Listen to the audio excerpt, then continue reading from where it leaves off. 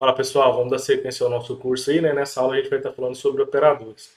O que são operadores, para que serve, como a gente utiliza, onde a gente aplica isso daí e assim por diante, né? Operadores são símbolos especiais que a gente tem aí na linguagem, né? Que a gente pode utilizar para fazer operações matemáticas, né? Fazer alguma regra lógica ali, ou utilizar em alguma operação relacional, né?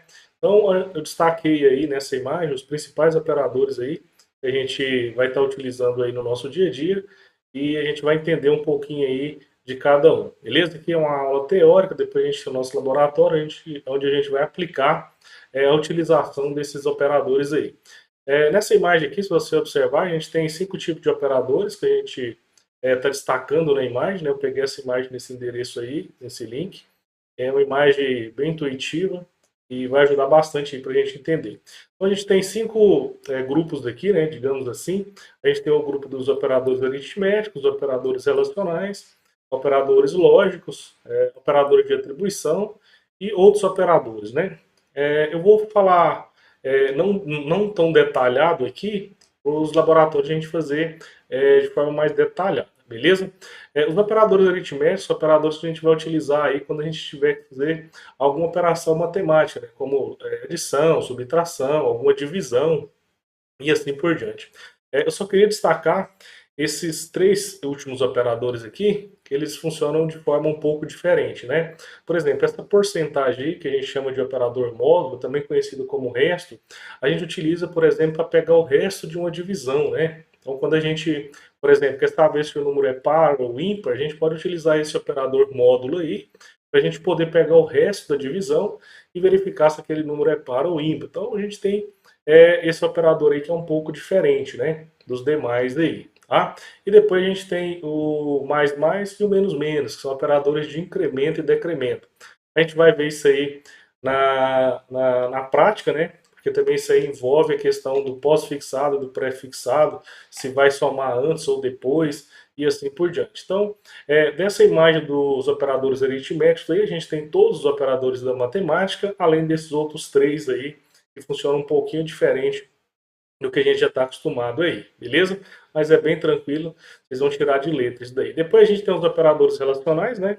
São esses operadores aqui, né? O que são esses operadores relacionais? Quando a gente precisa fazer alguma relação, né?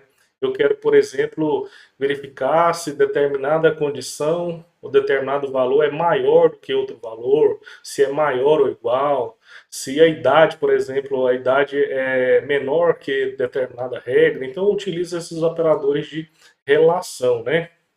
E aí, nos operadores de relação, você pode observar que você tem essas relações individuais, né? Que são relações, por exemplo, maior ou menor, e tem essas aqui também que você pode utilizar em conjunto, né? Maior ou igual aí, né? Por exemplo, determinada regra, determinado valor lá é maior ou igual a outro valor, você pode comparar dessa forma.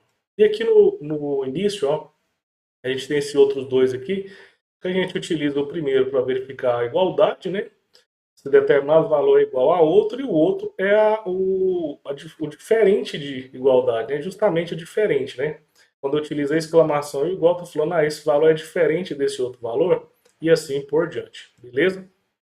E aqui a gente tem os operadores lógicos, né? Quando a gente vai aplicar alguma questão lógica aí, uma regra que envolva lógica, né? Por exemplo, eu tenho duas condições lá, ou duas expressões. Para falar que determinada condição é verdadeira, eu tenho que utilizar o i, né? Essa condição é verdadeira e essa outra. Ou, por exemplo, essa condição é verdadeira ou a outra é verdadeira, você toma alguma decisão no seu código, você segue algum fluxo, você faz alguma execução de algum método. E aqui a gente tem 3, né? 3 operadores aqui. A gente tem os dois E, né? Comercial ali, que representa o AND, que é o E, né? E as duas condições, né? Então, A e B tem que ser verdadeira, ou A e C tem que ser verdadeiro. Depois a gente tem o OR, né? O OR, que é o mesmo ou, né? No português seria ou. Então a gente tem o AND, que é o E, e tem o OR, que é o OU. Então, idade A ou idade B, né? Então, uma das duas condições precisa ser verdadeira para você poder seguir o fluxo, né?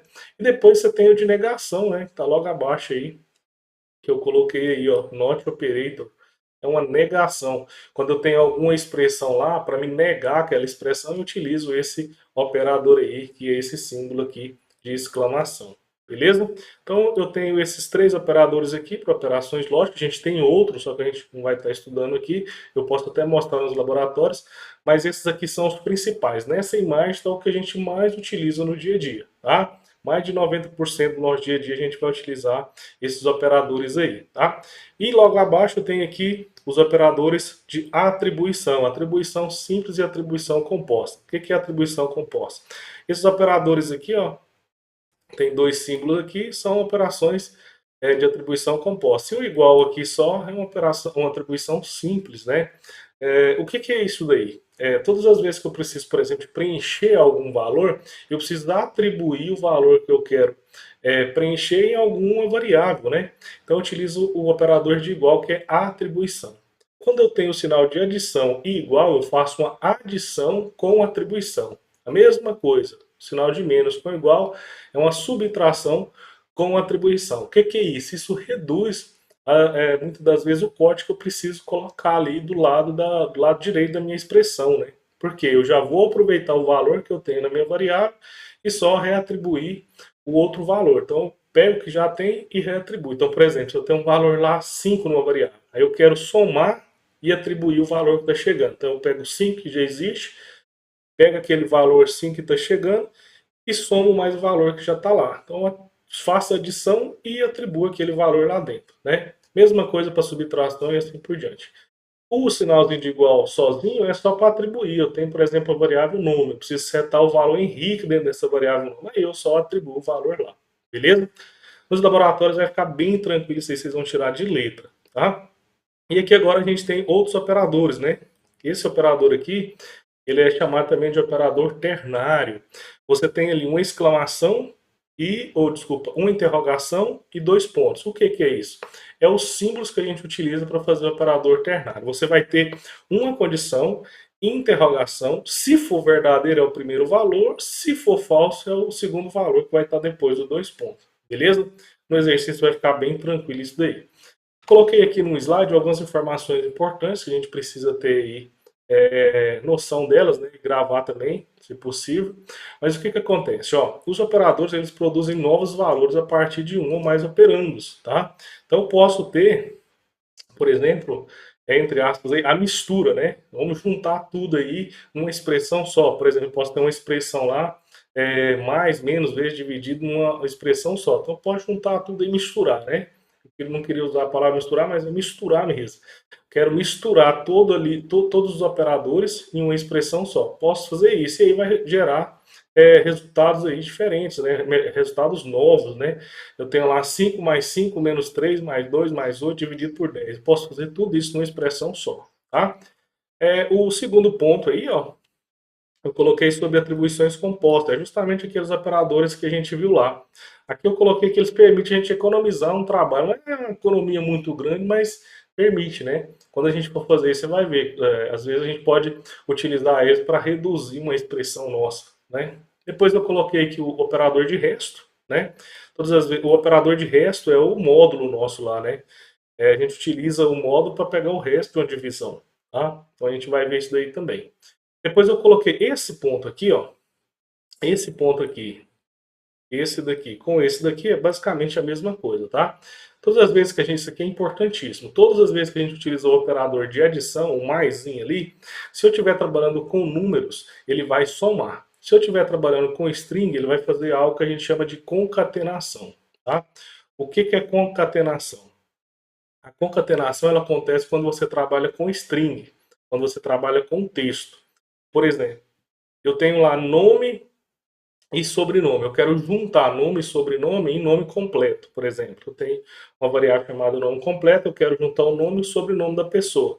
Como é duas strings, eu coloco nome mais sobrenome. Então eu junto ali o nome, o sobrenome e o nome completo, beleza? Se fosse dois números com sinal de adição, ele soma os dois números, beleza? Então é isso daí, gravem isso daí. Todas as vezes que eu trabalhar com adição que for números, ele soma. Quando for string, ele vai concatenar. Concatenação é isso, é juntar as strings.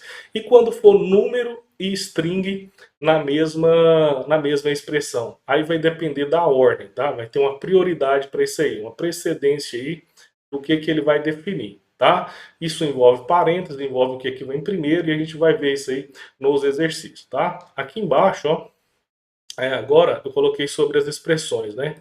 A gente já sabe na matemática que os operadores de multiplicação, divisão e assim por diante, eles têm precedência sobre adição e subtração. Então, todas as vezes que tem divisão ou multiplicação numa expressão, elas vão ser resolvidas primeiro do que adição e subtração. Quando a gente tem parênteses, a gente sabe que o parênteses tem a prioridade aí, né? Vai ser resolvido primeiro. Aqui também, nos operadores, funciona da mesma forma. Mesma forma que a gente tem na matemática. Parênteses tem a preferência, né? A prioridade. Depois, multiplicação e divisão tem prioridade sobre mais e menos aí. Beleza? O último aqui é justamente sobre o que a gente falou aqui esse outro ponto aqui do adição, tá? E nessa última página aqui eu coloquei todos os operadores aí, fiz um resumo aqui, né? Peguei nesse link aqui da Universidade Federal e coloquei aqui os operadores, alguns a gente não vai utilizar, então a gente nem vai ver, né? A gente quase não utiliza isso aí. Só se fosse um caso bem específico, que seriam esses operadores aqui de deslocamento e assim por diante, mas os principais que a gente utiliza no dia a dia, a gente vai estar praticando aí nos laboratórios, beleza?